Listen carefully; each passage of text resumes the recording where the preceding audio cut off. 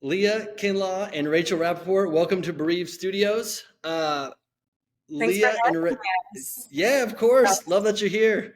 Leah and Rachel, otherwise known, and I love this nickname that the two of you have, otherwise known as the Bereavement Babes. Yeah. Co-workers to start, turned great friends through your own shared experiences, and then set out to share those experiences with the world, and created a podcast called Dying to Know, which we're going to talk about today. As a reminder, and for the two of you who might not have heard this before, but the goal of this podcast is to build community through shared experiences. And this is the story of your journeys. So thank you so much for being here. Thank you for your generosity in sharing. Thank you for creating the podcast and the space to do what you're doing. Really appreciate your time and interest to do this with us. Yes, thank you for having us. We're excited. This is our me too. I guess doing this. Yeah, collaborative. Excited. Yeah. You're used to talking to each other. Yeah. Yeah. It's nice having an extra person now. Absolutely. That's awesome. Can for people that are just being introduced to Dying to Know, Leah, can you talk a little bit about the podcast and who it's for and where it came from? Yeah, so the concept started with the loss of our father. So Rachel's father had passed away early 2021, and my father that summer, just 6 months apart. And the conversations that me and Rachel were having were just super interesting to me. It kind of struck a chord. Like, you hear about someone dying in someone's life, but all these unexpected or expected conversations that you tend to have. And I felt like Rachel was kind of tapping into exactly what I was going through. And I came to her and I was like, I feel like we should be sharing these conversations with other people, like either telling people what to expect or letting people who haven't had this experience yet come into it. So like our little sentence is always like the unexpected and expected things that come along with death. So the podcast is just a broad conversation about the personal things we've experienced and informed other information, like when we do research about different things that we just kind of talk about the broad spectrum of grief. Right. Yeah. We talk to a lot of people, obviously, as I'm sure you do, about grief and about loss. Yeah. And one of the things that we hear a lot, and you've already alluded to it in some of our pre-interview conversations, is just finding some sort of support system, whether that's friends or family or podcasts or books or whatever. There are support systems out there. They can be a little bit difficult to find when you're trying to navigate that all, but you basically took your support system that you two created for each other and said, hey, let's just deliver this to the world. Absolutely. Yeah. No, because during that period of time, Leah had taken notes of absolutely all of our phone conversations. And we do work together. So one day in the office, Leah was like, we're making this a podcast. Yeah. Whether you like it or not. And she was just like, so I'm doing this with or without you. And I was like, no, we're going to do it together. We have to do it together. Yeah. And then through that, I had a friend who worked at the Telly, who's our producers, who really helped us bring it all to life. Because I was just like, so what microphone should I rent? And they're like, well, hang on. Really make a podcast and we can really help this make it something even more beautiful, which we've been super grateful for. Absolutely. And that's the birth of it, is just us really knowing that these conversations need to be out there. Yeah. Leah having the notes ready and just honing in on our ideas. Yeah. I will. You mentioned that it is beautiful, and I'll step to that real quick, because I think one of the first things that I noticed when I stumbled upon it, and I told you exactly where I was when I stumbled upon it, and I was looking at it and I'm like, how did I not come across this before? Because it looks like they've been doing this a really long time. And you had, at that point, I think maybe 6 episodes, and it's so beautifully produced and well done and visually amazing. The two of you just get it and get together and get along, and you're great back and forth. It's a very well done production and great conversations. So thank you for doing that, but also kudos to you, because that's really difficult to do. Yeah, no, shout out to the Telly. Yeah, really they make us look good. Yeah. Leah, I'm curious. Rachel said that you were keeping notes about your conversations. Can you talk about that? Yeah. I feel like I'm neurotic in that way. I always tell people I have a bad memory, and I have trouble with like being present sometimes with just like, this is what's happening. This is a conversation that's being had. Like, just take this in for what it is and not think about the future. So after having conversations with Rachel, I would get off the phone and be like, the things that we had in common, we were both like single 30-year-old women. We had both lost our fathers, and it was during a pandemic. So I was like in the beginning just thinking of titles or just kind of like topics that she brought up. I remember the first one when she was like, how are you? And then she's like, how much food do you have? And I just started bursting out laughing because it was a common thread. Like when someone is grieving, people usually bring food. And I was like, it is an excessive amount. And people are not considering dietary restrictions. And you don't want to be ungrateful and be like, why did you bring a meatloaf? I don't eat red meat. But you know that people are trying to do something kind for you. So it was kind of nice to have this like comic relief in the middle of something that was just a really weird and strange experience that I knew was going to change, me for the rest of my life. So I just started like jotting down things that were happening so I could tell her and be like, did this happen? Or was it like this for you? Or like hearing the different experiences and like race or religion and culture. And I was like, this is really interesting. So I just wanted to kind of jot down so I would never forget. Almost. And then it almost became an outline for the podcast. Yeah. Because we were like, okay, how do we start? Like, what should we start talking about? So we shove it all in one episode. How can we like niche it out? Yeah. So it was this very long note that you could scroll through. But that's how we kind of like started breaking things down into episodes, because it was just like this one experience with food. And literally that happens maybe the day or two after someone passes. It ended up being this like huge topic that so many people were able to relate to, because you just have so much food that you don't know what to do. And like no one ever talks about that with you. Right. No, that's good. And I think that was one of the episodes that I listened to was about the food. And getting a peek into people's own homes and cultures and tastes. And what they delivered to you. It was a pretty funny one. And I don't want to ruin it for somebody who's not listening. But either of you have a favorite or whatever the opposite of a favorite might be? I think culturally we learned, like, I feel like being in Jersey, Northeast, like it was definitely a lot of like pizzas and big zitis and like Italian food that we were getting. And I know it was the rotisserie chickens from the market. They're easy to pick up. They feed a lot of people. Usually like tasty and juicy, but it was an abundant amount. And then the weirdest thing, because that was why I even asked her, I'm like, what's the weirdest thing you got? And she's like, weirdest. I'm like, because we got hot dog soup. That's right. And it was interesting, and like people ate it, but it was an interesting one. And I won't spoil it, because I know I do want people to go listen to that episode, which I think is episode 2 or 3 or something like that. But pretty early. Okay. Definitely advise you to go listen to that one, at least for a little bit of comic relief at the very least. Please. So I'm curious. I want to come back real quick to your dad's. Leah, your dad's name? Robert And Rachel? Jeffrey. So Robert and Jeffrey passed 6 months, and at that point, did you know each other then? You already knew each other at work. So Rachel, you knew what Leah was going through. Yeah, I feel like because we were already in like friend group chats and all that, and this was height-ish of pandemic time. So our main source of communication was always just like in this chat together, always like keeping each other updated. So they had all known when my dad had passed, because I also like wanted my friends to know before my coworkers did, not them finding out like through work and all of that. And then just like staying in touch, Lee would just say like her dad started getting sick and heading to the hospital. So it was just like a natural thing to like check in on her.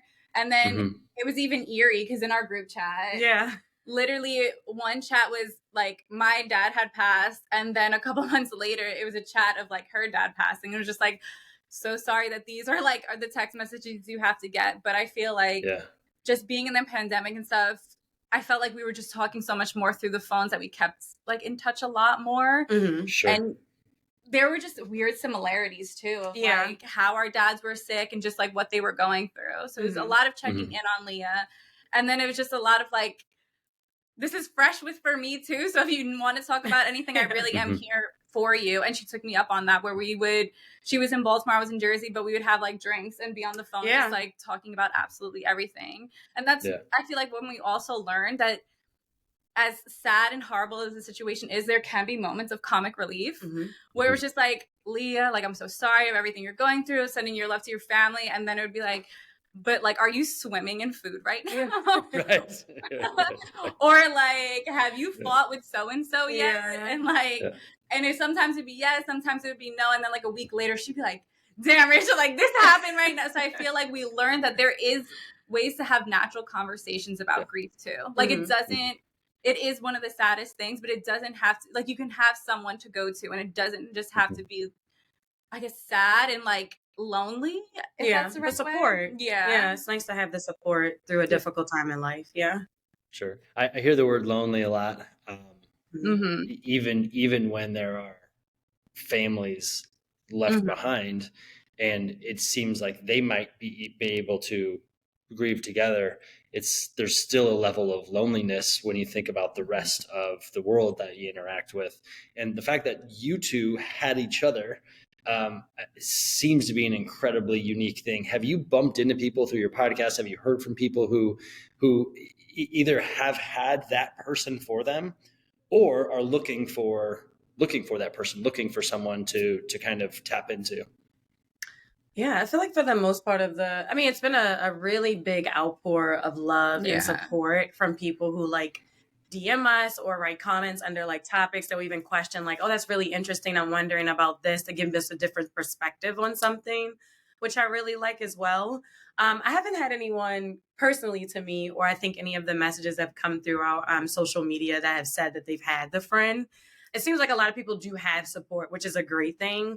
But I think in the way that we talk about it with the firsthand experience, there are some details that people are appreciative of, or they have I guess like another perspective of grief, like maybe their parents haven't passed, but they have been sick. So in a way from them, that is kind of like a death of their personality or their role in the family, that they have felt connected through the podcast to talk more about to other people about it. 'Cause people have saying like how awkward it has been to like, it's not really a dinner conversation to have around grief. So to be able to go somewhere to listen to it, and then be able to like message us as real people and just say something to us about it, and that connection has been really powerful, and forever grateful for it too. Yeah, no, I agree. I feel like there's been a lot more of reaching out and just being like, thank you for talking about this. Like my dad has passed, and I think of the connection in that way, where it's just like, thank you for making it a conversation, because they have also said like, it is hard to just bring up and start talking about with someone. So I think if anything, we've learned that it is really hard for people to get that connection and have that person to talk to. Yeah, totally. I'm curious, because you two are so comfortable, or seemingly so comfortable, in having the conversation, at least with each other. What does that look like for people that are new to your lives now? That how does it come up? Does it come up? Do people talk about it with you? Can you talk a little bit about the level of comfort from kind of outside of the Dying to Know podcast, Bereavement Babes? Yeah, I feel like personally for me, it's been a lot easier because it starts with the podcast itself. And you'll either say like, well, I have a podcast. I'm like, what is it about? And you kind of go, well, you got to find the balance of like, it is a very sad and somber topic, but we also put the level of like lightheartedness in it and let our personality shine through. So it has been an easier talking point personally for me to start with like, I have a podcast, or if someone has already heard about it brings it to me, and then they seem to be very open with sharing their own experiences, which I always preface to people like, I'm not an expert. We're not experts in this. But it's nice to have an open conversation about something that I've never thought I would be able to open up freely with other people about. 100%. Where I feel like it starts with the podcast, and then we'll start talking about a specific topic. And I feel like if anything, I've gotten to experience beautiful conversations of people who like are like, wow, that is really similar to mine. And we just start opening up and talking about everything. So it's made it easier to talk about like my dad and everything we've gone through. But I will say we started almost a year and a half, if not further, from like I was someone who couldn't talk about it for a while. Like it definitely took a long time getting there, a lot of therapy getting there. So it's also like an accomplishment, and you feel proud that like you can talk about grief again, or you can talk about your dad. Because I mean, I'm still not great about it sometimes with like family or loved ones, because it's so personal, where sometimes having that podcast as a buffer makes it a lot easier to talk about. Yeah. I love that. And I think one of the things, and it's interesting, we recorded a podcast on Friday with a guest, and one of the things that he said was like the repetitions matter. Being able to have somebody, or even just saying it out loud sometimes by yourself, but saying it makes it more comfortable. And I think that's probably true for most things in life that you are learning. The more repetitions that you get, the more comfortable you become with it. But I hadn't really thought about it in those terms. And it sounds like because of the fact that you had each other to have those conversations, but also now you do it publicly. Yeah. that it has become at least easier. You have a forum to talk about it a little bit more. I'm curious because it's getting easier to talk about. You do it publicly. One of the things that you mentioned in kind of our preparation here, I don't know who said it, but the boundaries of grief are endless, or boundless. I'm sorry. Let me say it again. The boundaries of grief are boundless. And I'm curious, like, can you talk a little bit about what that means, and then how it applies to getting more comfortable talking about it? Yeah. Did you want to start with this one? I think because I feel like when we started this, we're like, we need to start this because our situation's so similar, so unique, and like so niche. But as we kept going with the episodes, we realized like for boys it's different, for girls it's different. If you lost your mother, it's different. Leah even had like great things when it came to like race and culture. Like everything is so different. I think where we thought just losing our dads was so unique enough to have this like one podcast about, as we did research in it, we're just like, I don't want to curse, but it's all right. It's all right. Okay. This is YouTube. Yeah. Perfect. How much there is on grief and undiscovered things, where sometimes even when I was doing the research, like I had to pull back and take a break, because I was just like, this is why I feel like anxious or depressed, and it's just there are so many different aspects and so many different ways that you can go, and so many different little subjects on it, that I think we started to learn so much more about ourselves through the podcast and through the different topics, where it wasn't just like we both lost our dads as like single women. It was like we lost like such a powerful person, or like that's when we learned like losing your pet can mean so much to you, or just loss in general. So I feel like through our research is when we really start to discover how much more there is, or even just like logistics of things when it came to like, do you have wills? Do you have enough money? Do you have everything prepared and ready to go? Where it's not just emotions, but it's like logistics and analytics. Like there's just so much that I feel like we really didn't discover till we started looking into episodes of the podcast. Sure. Yeah. I'm curious. Did you two have and Leah? This might be actually probably for both of you, but Leah, we'll start with you. You mentioned kind of the logistics piece, right? And that was something just through my research in starting with Bereave that was just mind blowing to me. Yeah, that it can take 12 to 18 months on average just to get things like personal affairs tied up. And that is a long haul on top of the emotional side of what somebody might be going through. I'm curious, were there similarities or differences in the amount of work that the two of you had to put in on the logistical side of the losses of your fathers? Yeah, I feel like they were probably a little different. So Rachel's the oldest in her family, and I'm the youngest. So I get treated like the youngest, even though I am a full-grown adult. So I feel like a lot of the logistics side, when it came to my father's passing, I wasn't really involved in as much. I would give like input or maybe suggestions if my older sibling was frustrated, or if my mom wanted to vent. Then I would say, well, this sounds like we need to do this. Or I would try to Google, because I didn't know exactly what was supposed to take place. But I feel like I really didn't like converse with Rachel on that a lot because I was kind of out of the loop on the logistics side Sure. for my family, you know, and everything. What about you? I feel like I was the opposite. Yeah, I feel like you dealt with everything. She was telling me about stuff and I was like, oh, I don't know. Yeah, because I feel like we all kind of like had our roles that were easy. And for me, like having the to-do list of everything that needed to be planned and taken care of was good. And I know when we got to the funeral parlor, my mom was just like, this is really too hard for me. So like, that's where like I was able to like step up and be like, okay, this is how much this is. And like the cost and like, this is the casket that we want. And then even just learning how you said it takes like the ground to settle, I think 12 months before you can even purchase the headstone. And then you have to go through that. And so it's like you have 3 days to get the funeral together, and then you have a whole nother year of still more stuff that you need to get together. And me and Lee were actually just talking about this before, how many death certificates you need. Oh, yeah. And like all the things that you need to cancel or make sure are canceled or make sure people know.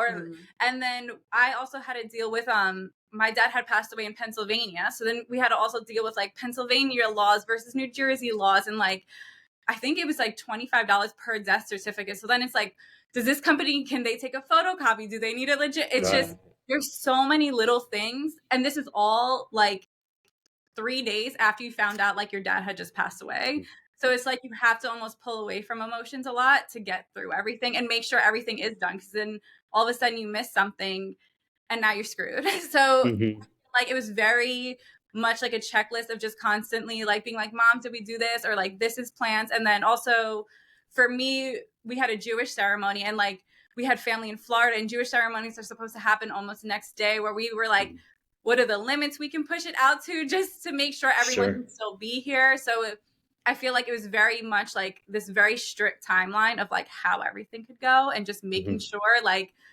everything was good and in place. And I feel like I didn't mind having that role just because it took my mind off of everything that was going on. And then it just felt like many accomplishments that like kept me going. Like, okay, I made sure this was good. This is taken care of.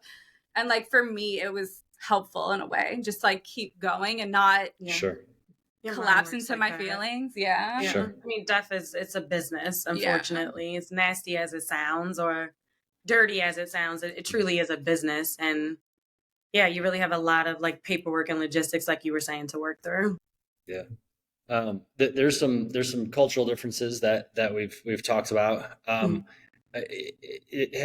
you two talked a whole lot about the differences in how your respective cultures move through that process, and whether there were similarities, whether there were major differences? I'm asking mostly because there are so many different ways to move through, and culture plays a huge role. I'm curious if you found common ground there, or if it was more of like educational for each other, learning about your respective backgrounds. That actually, I know Leah called just like asking about it, but in like a Jewish ceremony, it's closed casket. It's one day. It's just like the ceremony, like you can do speeches and then like you bury the body, and there's like little traditions for them. But Leah, you had an open casket and you had a viewing. Yeah, which was way different from, No, I couldn't imagine having an open casket. I think I knew either way, like it would be closed for us. I knew it was going to be just because of religious beliefs, but I remember you asking me about that. I'm like, I don't know anything about an open casket. Oh, yeah. I feel like the common thread between both of us have been just like the supportive people, the amount of food, like more of the smaller nuances. But I feel like more bigger things like the types of services, scheduling, even like down to like the clothes. Like I was raised Pentecostal, so like we were having church at the funeral. And then like my mom were all white because they believed like, you know, saints, they're going to heaven. This is like, you know, a spiritual. So when we were talking, it was like kind of cool to hear about how it was from her side versus mine. It seemed completely opposite, but I think the common thread obviously is the grief, the loss of someone, the support of others coming together. But I really didn't find anything like culturally that connected. The only thing that was similar, I guess, was we both, like both our parents had casket funerals as opposed to being cremated or anything. Yeah, we just had a friend who lost their mom who went through a cremation. And like, it is such a different experience of like choosing cremation over casket. Like the smaller things were like, but we were connected. It's so interesting, and I'm going to come back to something that you said, or one of you said earlier on, was that like, even though you're both single women in your 30s, you lost your dads, and your dads represented something very similar to you, how unique the rest of the experience was. And I think that is for people like me who have not gone through very like significantly close loss. To me, right, there are probably different forms of loss, but there are what seems to be endless amounts of unique components to it that some people just will never understand. And when I think of supporters coming in to support, the having that knowledge, even if they have experienced something similar, it's just not the same. And have you found that through some of your audience, trying to connect with on certain aspects of your losses, and then finding out how different they actually were? I think so. I actually think even more personal. I feel like I've learned, I know what it feels like to like lose your dad. Sure. Where like when because we have an episode about like what you should say, like when texting someone who's lost, where I still feel at loss when it's like, I don't know what it feels like to lose my sibling or my best Sure. friend or something. Cause I've learned that loss is just so different from one another. Like it's, or like our dads, like were everything to us. They were our heroes, where I feel like when someone loses their dad, I'm just like, I know exactly what you're feeling like. This is what it feels like. This is what it's going to feel like. But when I hear someone who like lost a little sister, I'm just like, oh my God. Like, and you don't want to be like, I can't imagine what this feels like, but I've learned that everything is so different. And like, it truly is like an experience that like you can't explain till you go through it. Yeah. I even feel with the loss of my own father, even connecting to those who have lost a father, that I still struggle with trying to make the connection, because it is different for everyone. Even if their relationship looked or mirrored what me and my dad had, or if it was estranged, or if they weren't in their life, it takes a little bit for me to kind of grasp that person's emotion, because grief is very personal.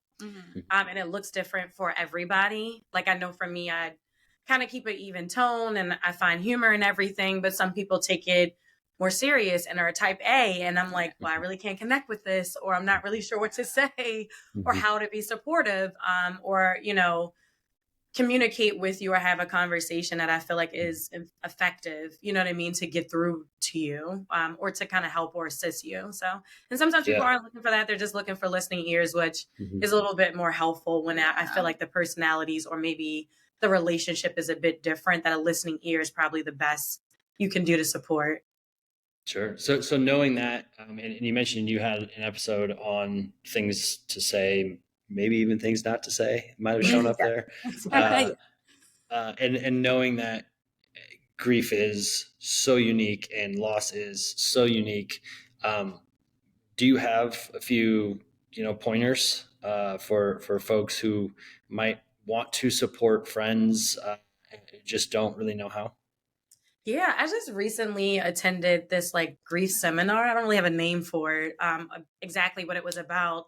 But at the point of this, they were like building a community of people who were grieving. They spoke about all different types of grief, even ambiguous grief, which was grief of like a relationship or a dream, and I thought that was really touching, because a lot of times when you hear people say grief, you assume death, and it always doesn't have to be someone dying. It could be a death of something in their life. And one of the panelists at this event had spoke, and the one thing she said was, when someone is grieving and you ask them like, well, what is it that I can do for you, or whatever you need, just let me know. It puts the onus on the person who is grieving. And that person is already carrying a large weight and experiencing one of the most difficult times in their life. So her suggestion, which I want to share today too, which I think is a great suggestion, is just to do something. If you know the person, take them out to eat, make them something to eat. Just don't ask, you know what I mean? Just action items only, which I thought was so powerful to make sure. And she was saying through her own grief, her girlfriends at the time had made a schedule. Every Sunday, someone was taking her to brunch. Every Wednesday, someone brought over a dish, whether they were going to share it with her and prepare it with her, or they were to drop it off and not even see her, knock on the door and walk away. So I think in someone's time of grief, the best thing is just to action anything. Just do something. Just do it. Like Nike tells us. Yeah.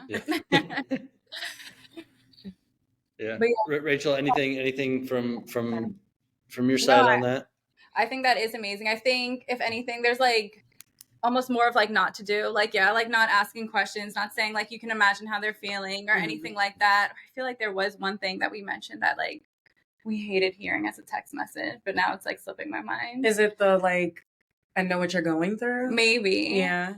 But if I can't imagine. I really don't. Like, I can't imagine. But I guess it can happen. I've learned this too, where some people do like getting the phone calls, or some people do like the long text messages, where sometimes like all I needed, because I would just be like in bed sad, where like just, and like maybe it is along with like just do something, where if it was even just like sending a heart or sending like, hey, I thought about you today, like that was enough for me, where it just felt like, okay, thank you for thinking about me, because this time is hard and I'm not the best communicator. It definitely took me a while to be able to talk about this. So for the fact that they weren't putting it on me to like talk about my feelings and all that, which sounds crazy now that we do a podcast about it. But I think them taking a lot of that away from me and just letting me know that they were there for me felt amazing at the time. Yeah. Thank you for sharing that. One of the things that there are so many commonalities that we've slowly gotten to know each other between Bereave and your podcast, kind of the way things started very similar. But one of the things that I think about, one of our co-founders talks about turning mourning into mission. And you two very much have taken incredibly difficult moments in your lives and turn them into something that is impacting others. That is so difficult to do, I would imagine. But the fact that you are doing it is incredibly generous of you to be able to share that with the world. And I'm thrilled that you've got this podcast. I'm thrilled that you're doing it. I'm encouraged to keep listening because you do bring bright spots and a little bit of levity to an otherwise really heavy discussion. And I think that's most of the programming that I've encountered has a tough time doing that, and I think you do it beautifully, and you get to share your relationship, which is also an incredibly beautiful thing. Yeah, no, that was a hard balance to find though too, because I feel like just being friends, we learned that, like, I mean, we think we're hilarious to each other, so like I feel like it was a hard dynamic, and we were very nervous about it, because some days we'd come out and we're like, oh, were we too light about it? Like, are people going to think that we're not taking it serious? Because it is serious, but we were also like, we're not someone who necessarily cries on camera, or like it just didn't feel like us to go super deep. So it is nice, because we were very, very nervous in the beginning about that balance, that like, is this going to come off like we don't care at first, or like we're taking it super light, or like we're only looking for like humor in it. So I feel like we appreciate hearing that like the balance is coming across, because it is so important to us, but at the same time we still wanted people to like see us and understand the friendship that we have, because we feel like the friendship is what made this podcast so amazing, and the fact that we get to do it together is the best part of the podcast. No, absolutely. And just learning your friend as like a partner in work too. Like I had someone ask me the other day, like, well, you and Rachel are friends, but like, how is it like working with her? And I was like, how is it like working with her? I know, in our job, we actually never have to work with each other. So I didn't know like work Rachel and like timeline Rachel, and like what's her style? Does she like to have a conversation? Does she need a deadline? Is she in the wind? That was interesting too, to kind of like on top of the friendship build a working relationship as well. So yeah, which has been nice, because I feel like we both didn't know, so we would like say something, but it's been nice that we always ended up on the same page about most things, because that's another thing too. We're like, all right, is she not gonna like this? Or are we gonna like as soon as I would like spit it out, like I hate it. She's like, okay, great. Good. I hated it. But it's amazing to hear that it comes through. Yes, thank you. We are very worried about it sometimes. Yeah. No, I totally get it. Well, Leah and Rachel, the world's bereavement babes, thank you so much. Where can you tell people where they can find you? You guys can find us on Instagram, Twitter, and TikTok at dyingtoknow_pod, POD, and then on YouTube under the Telly channel. Yes. Awesome. And Spotify. And Oh, Apple and Podcasts. Spotify. Let's go. Audio. Here's the audio. I do social. Time to know on Spotify and also Apple Podcasts, wherever you get your podcasts. Yes. Great. And we'll tag all those obviously in the in the show notes, and make sure that that is super visible, and hopefully people are able to find you and tag along on your journey, and hopefully it supports the next person that gets a chance to download your podcast. Yes. Thank you. Thank you so much. Thank you. Yes. Thank Yes. you. I know. Of course. Part of the Thank community. Yes. thank you a million, and glad to have connected. Let's keep it rolling. Good luck on season 2 that starts recording in January, right? Soon. All right. Yes. All right. Good luck. Thank you so much, both of you, and we'll talk soon. All right. Thank you. Bye. Bye.